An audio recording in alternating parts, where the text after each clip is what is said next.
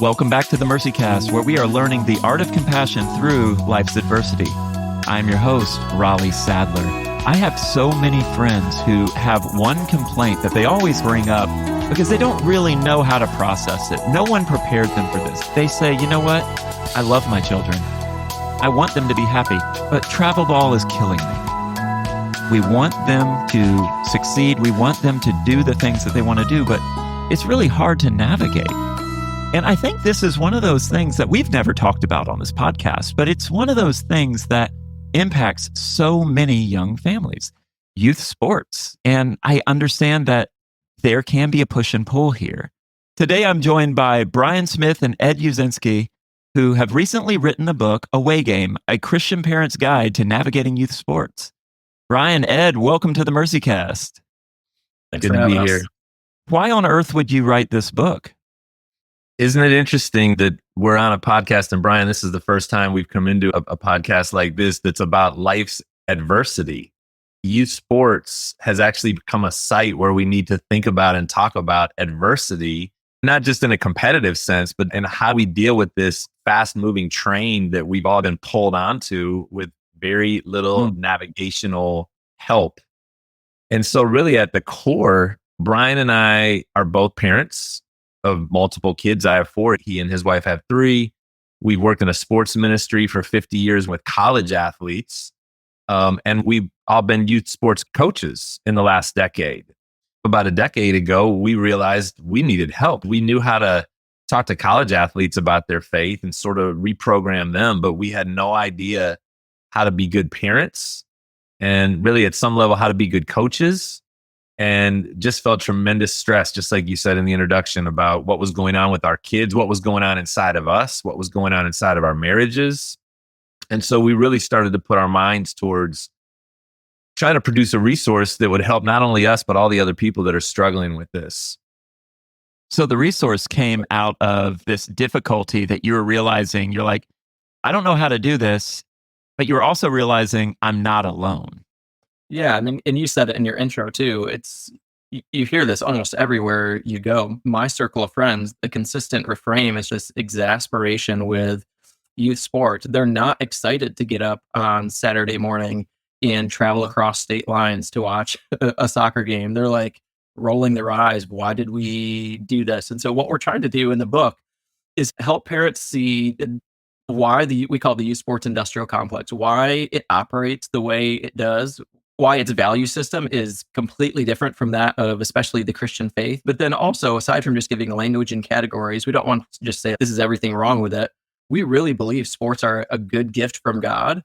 And so we're exploring in the book, what would it look like to take our investment in youth sports and actually trust it for something deeper than a college scholarship or a starting spot on a team? What if we actually use the hardship moments in youth sports and train ourselves to turn those into discipleship moments? How do you shift from the frustrating parts of youth sports to discipleship?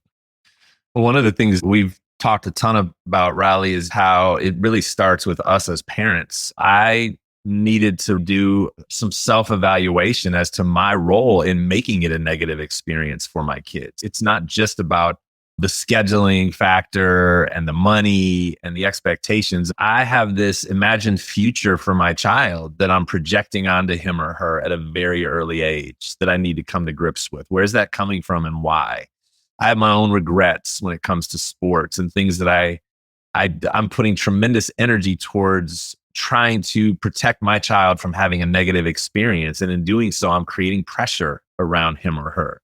I've got an identity issue. And again, some of these are really hard to face, but I have some measure of identity that's wrapped up in my child being out on a public stage. And when they succeed, I feel really great about myself. And when they do poorly, I feel terrible. When I get so vested that I'm emotionally affected to a level that I start to take it out on them in some kind of way. And usually it's verbally, but sometimes it's just through different forms of manipulation or chastising, correcting, putting pressure on them to do more so that they'll be better. And that's just Not good, Raleigh. It makes a lousy experience for the kids. And frankly, it makes a lousy experience for us as parents. And a ton of that pressure is actually being created by the youth sport industrial complex itself and our vulnerability to it. In some ways, my own brokenness is exposed, as being a parent does all the time to us anyways, doesn't it? I mean, there's just so much of our inner darknesses that get brought out into the light that need to be sanctified. They need to be changed. So that's where it starts. Go ahead, Brian. Yes. Well, how do we do it? It for sure starts with us. I have noticed in my own heart, I come to my kids, and I have 3 kids. Ed has 4. Mine are in high school, middle school, and elementary school.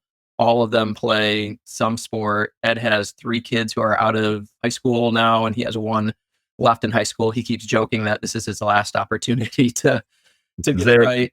Yep. What I have noticed in my own heart as I'm watching my kids play is I come to these games and competition with this hopeful expectation of what could be. And I rarely voice this to myself or to my wife or to them, but there is this expectation of maybe he's going to get a little bit more playing time today. Maybe he's going to score a touchdown. Maybe she's going to get a pass thrown to her by the basket so she can get an easy layup. And so that's one of the beauties of sport is like there is this expectation of what could be as you approach, but I turn those expectations into like, if this doesn't happen, something happens inside of me that causes me to, and it's sin, ultimately causes me to respond in ways that are really, really ugly. And so how do I make this shift? I almost need to, before I get out of the car, do my own little devotional and remind myself what I'm stepping into, that this is just a game, that what my kids care about more than anything else is just the opportunity to play. They're not trying to work on their left-handed layup. They don't care if they run a 5-yard route or a 7-yard route. Like they're just out there trying to play at this age. And so I need to embrace that. I'm reminding myself, Brian, be quiet, use less words, enjoy this moment. Your kids probably aren't going to play sports forever. And so while they do, just sit back and enjoy and watch them play. And then Holy Spirit, would you help me to see moments that could turn into discipleship opportunities for me and my kid? Would I be less concerned about earthly metrics when it comes to youth sports and more concerned about what you're doing in their heart and character development and how I, as their primary discipler, can come alongside and assist in that process? I hear you both speaking about this, and it sounds as if you're talking more about how youth sports is impacting you, as if youth sports is a mirror of where you are. You know, so many times we think we're in a certain place and then we're led to adversity. We're led to a challenge, and it could be anything, even things as unassuming as youth sports. But it sounds like this is one of those mirrors that shows you as you are. It doesn't show you just the good things, but you both even mentioned the intentions, why you're doing what you're doing. I was at a baseball game for a buddy of mine. His son was playing. His son's working his way up. He's done travel ball. He's on the JV squad. We want this kid to play college. He's a beast. I mean, this kid is amazing. He looks like a 40-year-old man. He's grown. And he's like 15, but like, I think he's 16. I'm a terrible funkle. But point being, we're seeing just what's happening. So we'll go and watch a game. Some of these parents are so invested. It's almost like their identity hinges on how their son or daughter succeeds. And I have seen some nasty stuff on the sidelines. I've seen parents lose their ever-loving mind. I've heard about emails from the coaches where they said, you need to get your act together. It's like, you're a bad example for your kids. As you all are talking, I'm thinking, yeah, especially if we're not walking with Jesus, it's very easy to find our identity in things like this. But even if we're walking with Jesus, it's very easy to find our insecurities and try to bolster our insecurities by depending on someone else who was never meant to bear that. How have you guys navigated that? That's a good way to phrase it, that we're dependent on somebody else who was never meant to bear that. Where we've gone wrong is we have turned youth sports into an investment opportunity where we're funneling lots of money into our kids who kind of become a commodity. Like, that feels weird to say, but it is. Like, you're investing into this product and hoping something good happens on the other side.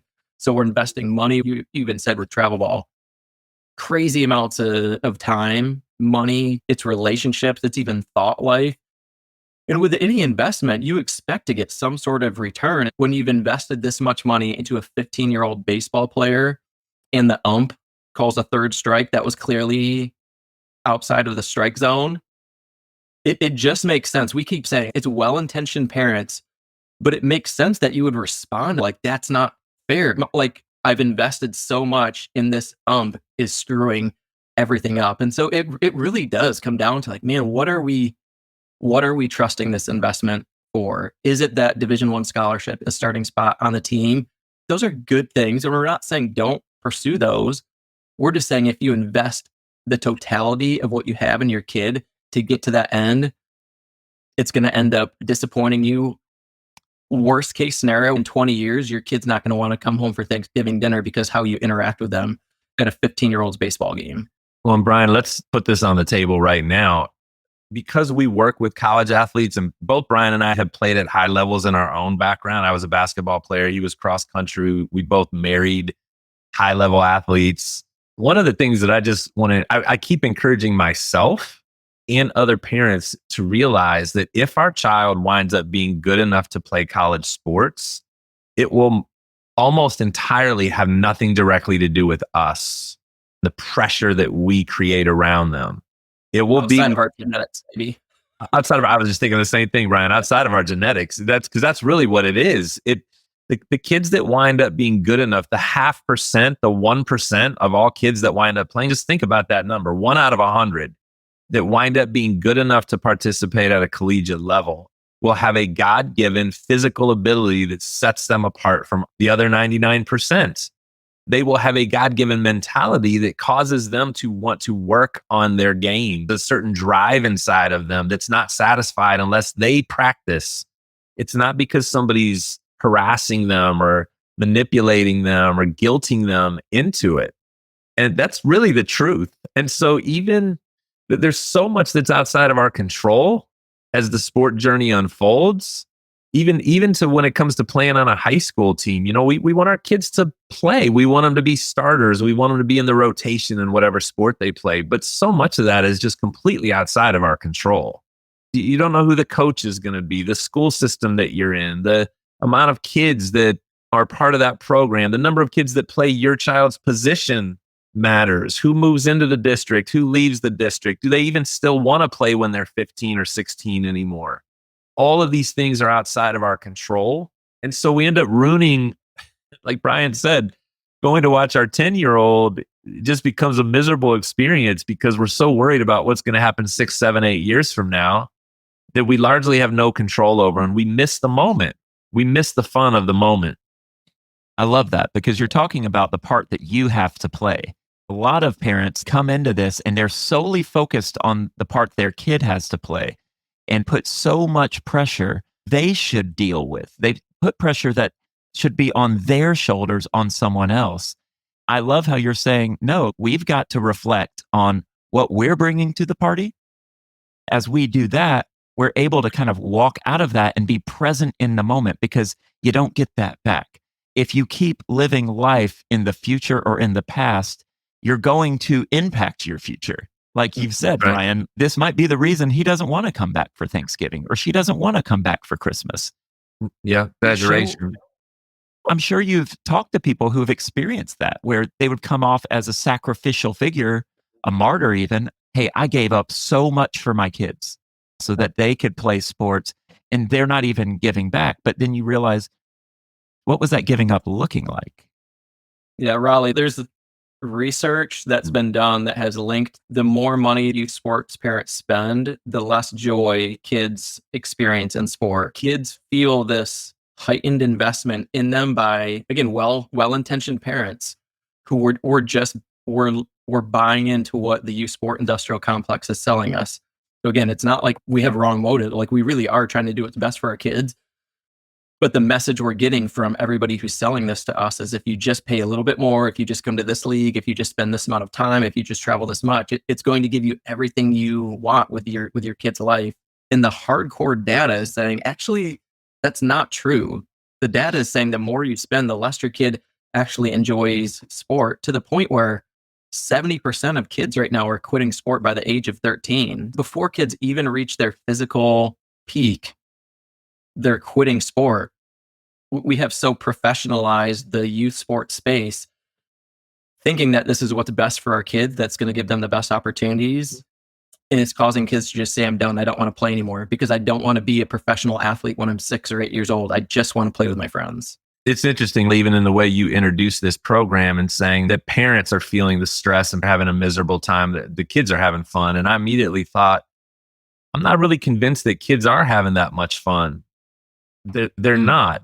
Again, that's not, we're not proposing this binary reality that it's all or nothing. Yes, kids are having some fun in the midst of being on a team and maybe while the game is going on. But when you start to add up the cumulative experience of now having to play year round in the sports, now having to go to extra training sessions in that sport, as a 12-year-old, a 10-year-old, not being able to make a decision. They really want to play another sport, but there's no time to do that because they've committed and paid all this money to be year round in this other sport.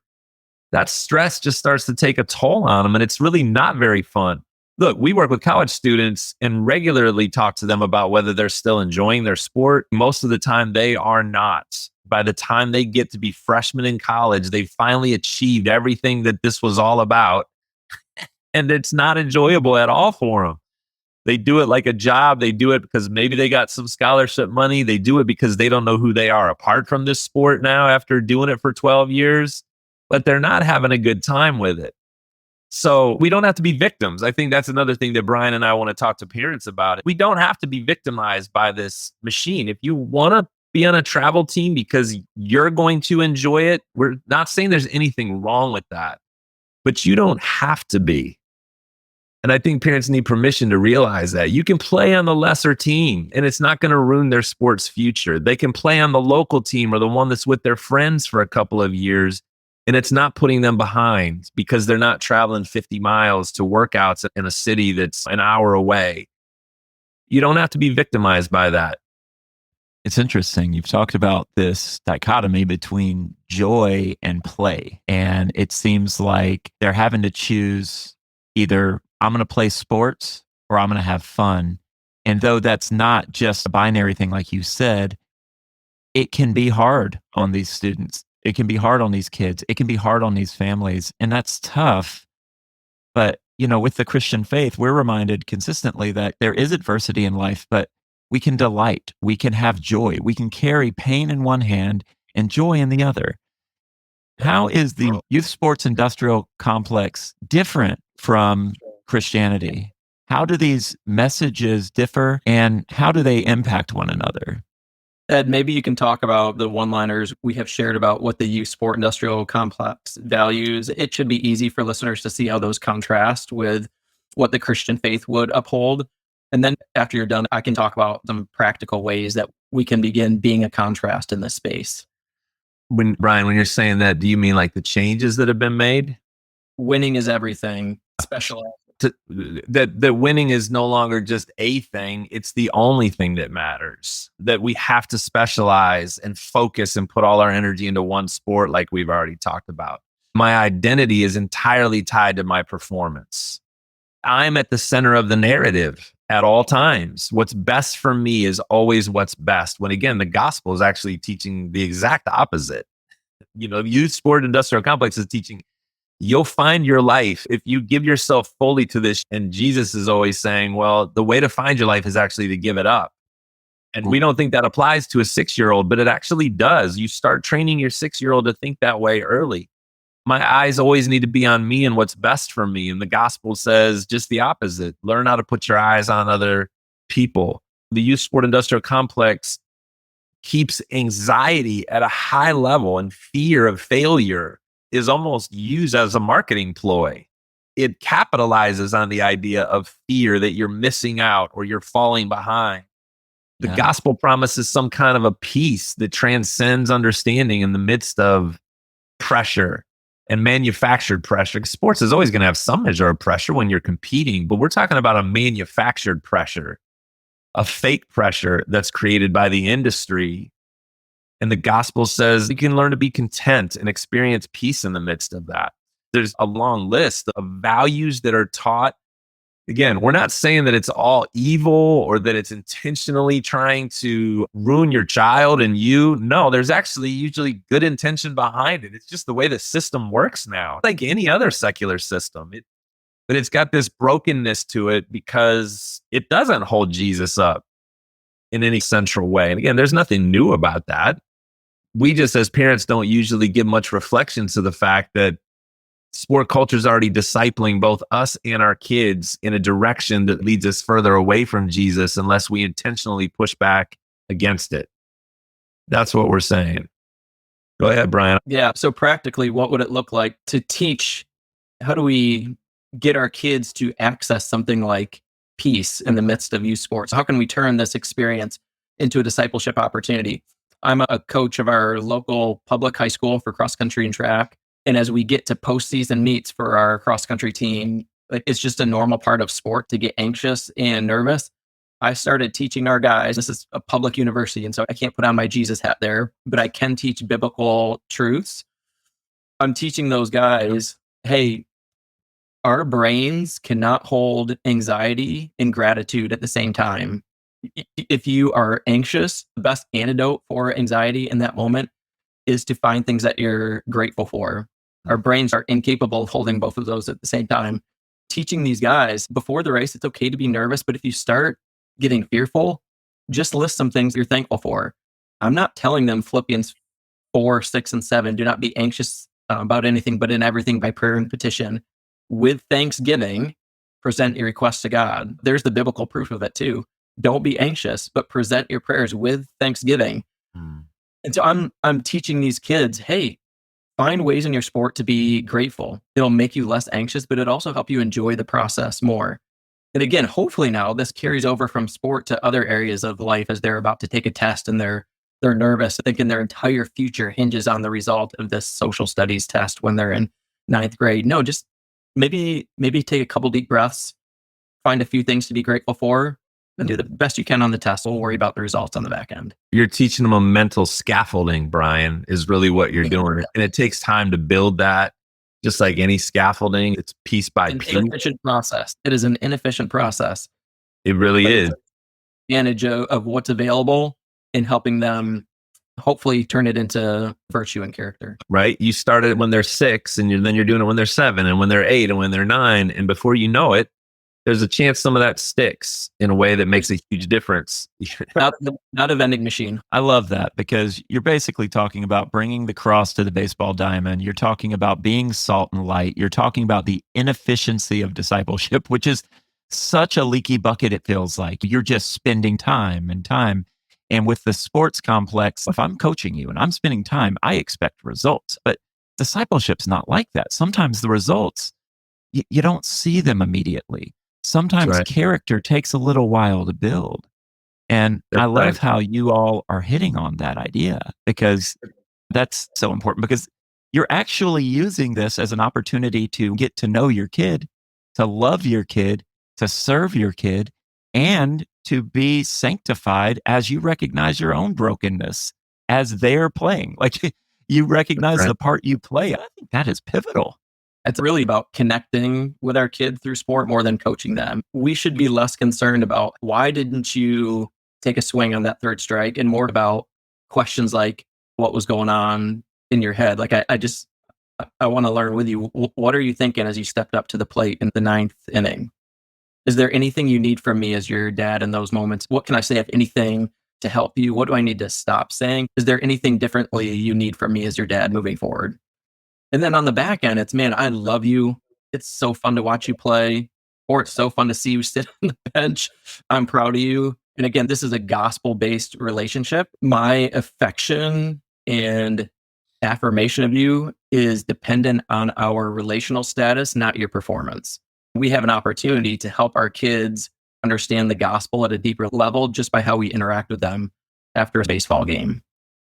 You know, it's interesting because I'm thinking of two athletes who are Hall of Famers. I've gotten to spend a little time with both of them.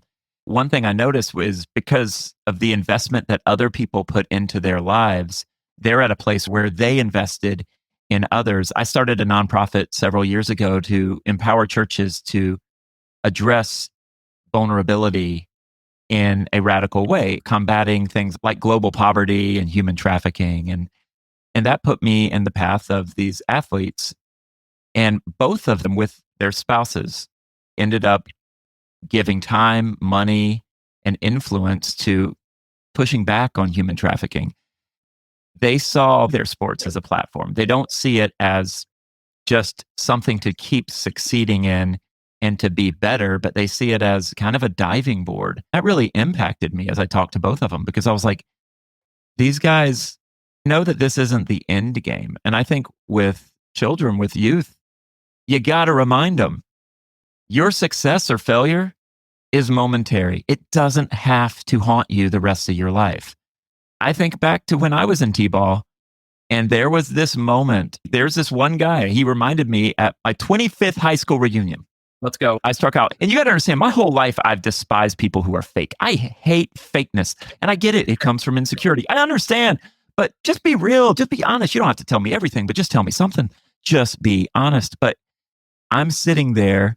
I strike out. And I wasn't the world's best minor league ball player, but I was trying. And maybe I wasn't coached well, but whatever. My parents are on the sidelines and I was a perfectionist. I struck out. And next thing I know, everyone's like, oh, it's okay. It's okay. I hear them yelling that from the stands. It wasn't okay. So as a 13-year-old, I gave the entire stands the finger. Nice, And Riley. then I rode the pine. The coach was like, get on the pine now. And like, I'm reminded of this moment. This my friend Chris is like, hey, you remember when you flipped everyone off because you got upset? It was in that moment that I felt so much pressure to be perfect. And I had no idea that perfectionism would haunt me for a long time. That feeling of inadequacy. And I think to tell students and kids, youth, parents, it's just okay. You are loved by God. You are enough because He's enough for you. So just get out there and have fun. And if you fail, let's fail forward. We keep playing, you're going to get better. You don't have to play your best game today. Just keep playing and you will improve. It's like everything doesn't hinge on a moment. It hinges on a trajectory. Right, good. You could improve, but you don't have to. I just think we need to keep saying that. You don't have to improve. You could just play until you're tired of playing or until you can't play anymore because everybody else did improve. There's other things to do in life. And that's coming from a person who's all about sports. I love sports. My kids are into sports where I've already given you the bio. But you don't have to even keep getting better. You know what you can't do though? You're going to strike out a bunch. And it's a bummer when it happens all across life. What you can't do is give the finger to the stands. And so Probably shouldn't do that. But that's what we need to talk about is how do we deal with that? I mean, process the pressure that we feel. How do we process the perfectionism? How does our identity, you said this, Riley, how does our identity in Christ actually have a practical effect on our response to failure? That's what we're after, because all of us want to give the finger to the crowd in that moment. I'm 57 and I still want to give the finger to the crowd in a bunch of different situations. But my identity in Christ hopefully has grown to a place that I can smile at that and not respond or not react that way. I can learn to live out of a response that comes from a rooted identity. We're saying, let's start that at 6 instead of trying to make up for lost ground. And this is what Brian and my work is. We get 20-year-olds that we have to deprogram. 20-year-old athletes who the whole thing has been all about them. And it's been only about performance. And it's been totally about pressure. Their identity is completely tied to whether or not they measure up and what have you done for me lately. That's the sport culture. And now we're trying to help them understand the gospel, which is completely opposite of all of that stuff. And we want them to see sport as a platform that transcends their performance. It's really hard to teach a 20-year-old that after 12, 13, 14 years of living and breathing the opposite. Yeah, it's literally good news for them because it's so much different than what they've experienced their entire life. But it's also really hard for them to embrace that good news because they just haven't experienced many categories like that in the entirety of their life. And so what we're pleading towards parents to, especially Christian parents, should care about this. is let's give our 6-year-old, our 8-year-olds, our 10-year-olds a taste of this relationship-based identity, not performance-based identity. And let's just trust that God's going to have some spiritual gains for it later in life. We may not see it in a week. We may not see it in a year, but hopefully 10 years, we'll see different people just because of how we interact with them in sport today. Because we're all prodigals in some way. Brian and I talk about this all the time. We're all like the prodigal son in so many different ways in our life. We're broken. We make bad choices. We fail. We sin. We don't measure up to our own standards.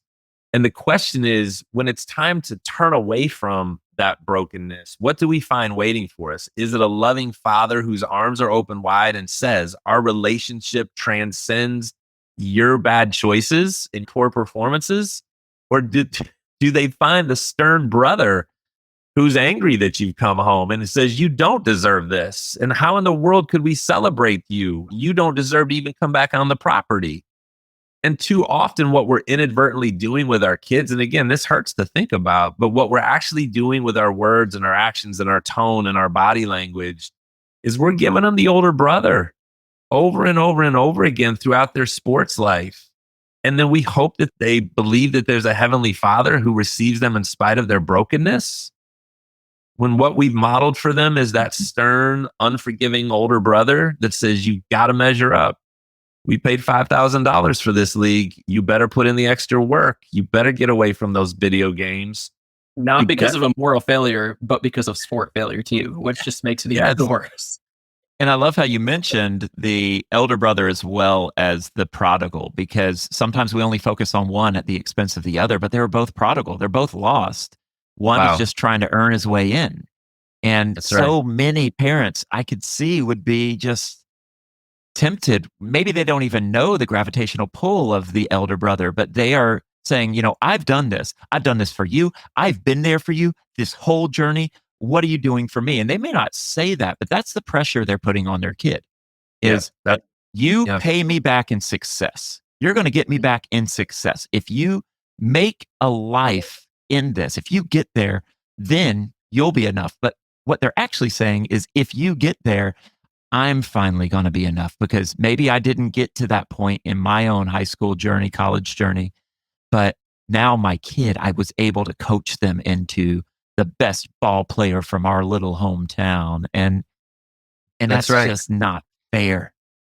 I saw an article, and at the end, we all wind up feeling like we've lost at the end of that process. So again, this isn't a condemnation message. Brian and I have been that parent. We know these feelings. We've done it.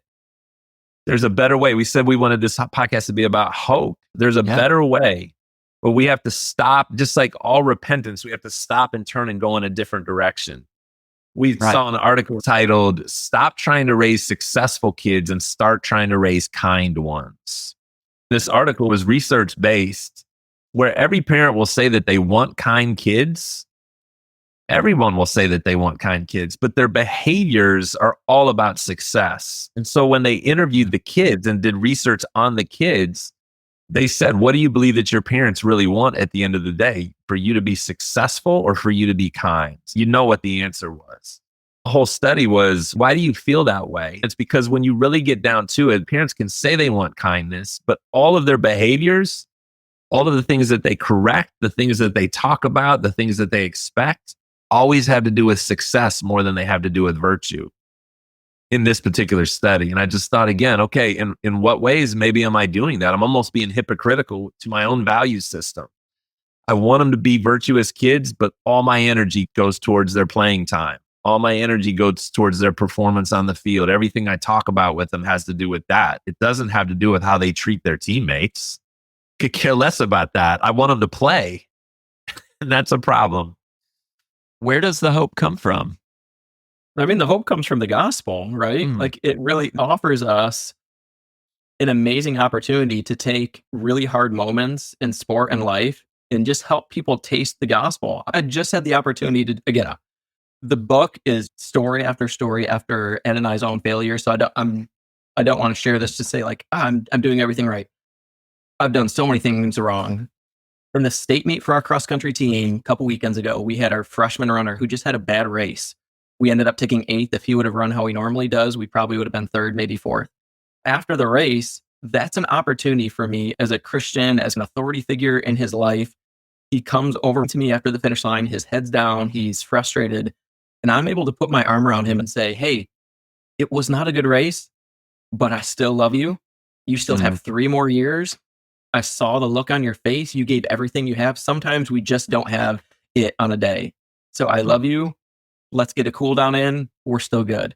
And so for him in that moment to be like, it was probably one of the worst races of his life, to be like, Mhm. no, coach still loves me. In one of my worst moments, there's somebody in life who is not judging me by performance, but by love. That's where the hope comes from.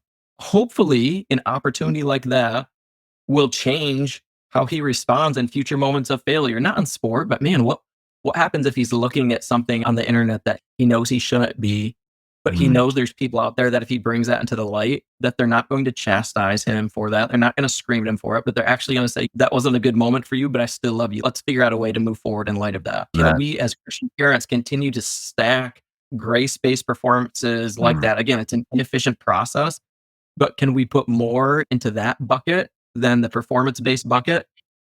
And if we have a community, a country of people who start doing this, what could actually happen as a Yeah. result of us just doing gospel-based coaching, discipleship, parenting?